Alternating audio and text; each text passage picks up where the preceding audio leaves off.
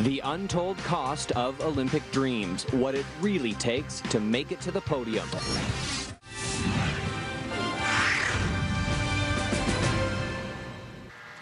Jeff Payne's been pursuing an Olympic gold medal for almost 2 decades. He won the silver in Turin, but that wasn't enough. I have an insane desire to be the best. For the last 12 years, wife Allie has been part of that quest. I absolutely, in my heart, believe he still has it in him. And so we said, okay, great, full force, Vancouver's the end, let's go. But there's been sacrifices along the way. During the racing season, Jeff's rarely at home. That's been difficult for his sons, Kyle and Thomas. When they were younger, they would cry a lot, you know, why can't Daddy come home? When will Daddy come home? Now Jeff makes sure he's never away from Allie and the boys for more than 3 weeks at a time. He says his relationship with his family is stronger than ever, and it has to be. You see, Jeff quit his landscape design business to focus solely on skeleton. Since Allie works from home as a life coach, their income stream fluctuates. Probably more difficult life to know that on the 15th there isn't going to be a check direct deposited into my account. But it's a challenge and it's a choice, and we're dealing with it. Thanks to Allie, Kyle, and Thomas, Jeff Payne has one more chance to be the best. If I'm standing there with a gold medal, it means that I did it well enough. Maybe I did it right. And as long as my family is there with me, then it will be the ultimate achievement. On the road to Vancouver, I'm Lisa Bose. And we are pleased to be joined on the phone now by Jeff Payne, who arrived in Whistler today to get set for the Olympics, and in Calgary this evening, Allie Payne. And the two are not only husband and wife, the Paynes are also co-authors of a new book, The Business of Marriage and Medals. Welcome to Alberta Primetime, both of you. Thanks for having us. Thank you. You know, I want to start with an excerpt from a very powerful book that you guys have put together here. I just want to read this for our audience. It says, "We lay on the bed as far apart as possible from each other and almost totally silent and awake all night, followed by a nearly speechless 22-hour flight home. We were so clear on who was wrong and who was wronged. That was the true crash of the fairy tale. His thing came first. I sat there thinking, I hate you so much." Allie, that's tough stuff to go through. So first, talk to us a little bit about how you got past that, because clearly you have.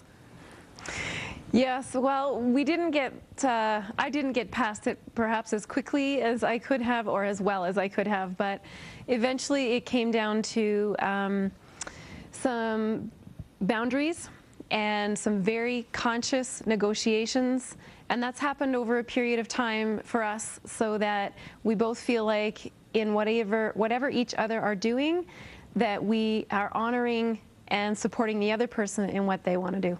And Jeff, I mean, talk about how tough it is to hear your wife, who you love, you know, express those types of feelings. Well, it's tough, you know.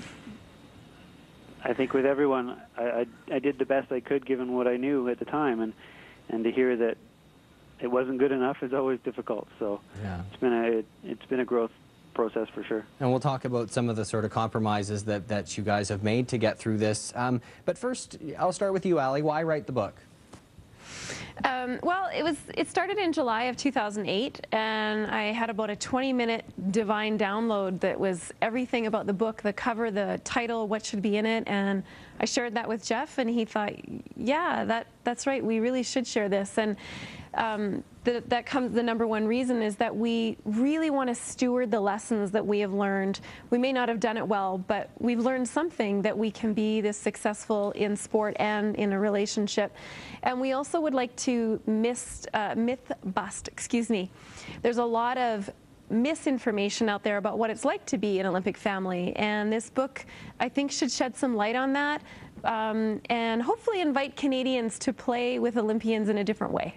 Jeff, what are you sort of hoping that the average family who reads this book, and we all go through tough times, but what are you hoping specifically that people can take from this? Well, it opens up some conversation and some, not just small talk, you know, get some real conversation going, because I think that that everyone goes through the same difficulties. You know, they do it in their own unique way, but the conversations really aren't that difficult, or different, and no one ever talks about it.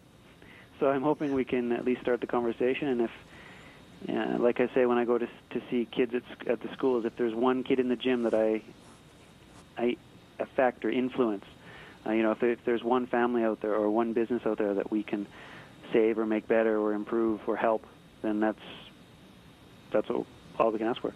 Ali, something that really stands out in this is, you know, money issues. Everyone, I think, goes through those things. Obviously, your family has had to make tremendous sacrifices to make all of this possible for Jeff and for your family and for Canada. I'm just wondering, on the money thing, what kind of advice can you give to families that go through those very tough times? Wow. I know that right now there are a lot of families that are experiencing financial difficulty, and what I can say is that if you sit down together and ask for what you want, what you need, tell each other your greatest fears, talk about being angry, then you can formulate a plan on how it is you're going to move forward. But for a family to try and do it as a group of individuals, doesn't work. You've got to do it as a team.